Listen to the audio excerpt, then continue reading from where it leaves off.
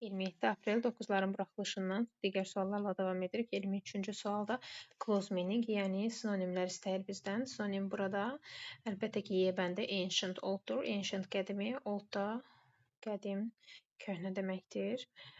Tiny kiçik, big böyük, healthy sağlam, ill xəstə, better daha yaxşı, worse daha pis, quiet sakit, noisy səs-küylü. Yəni bu sözlər bir-birinin antonimidir. Düzgün cavab Y bəndidir. Yalnız Y bəndində close meaning, yəni sinonim verilmişdir. 24-cü sualda isə biz düzgün artikel qoymalıyıq. Burada most generous, yəni sifətin üstünlük dərəcəsidir. Hətta burada göstəricisi one of da vardır. Ona görə burada mütləq Z artikli qoyulur.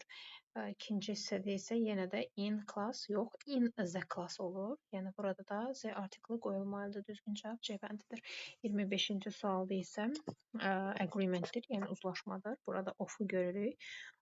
Preposition varsa artıq prepositionın sağ yox, sol tərəfinə baxırıq. Sol tərəfdəki ismimiz products cəmdə olduğuna görə biz birinci və ikinci variantları götürürük. Üçüncü və dördüncü isə səhvdir. Çünki bunlar is və was təklik bildirir. Bizi isə of-dan əvvəl gələn products isminin sonundakı s bildirir ki, bu artıq are və were cəmlik bildirir.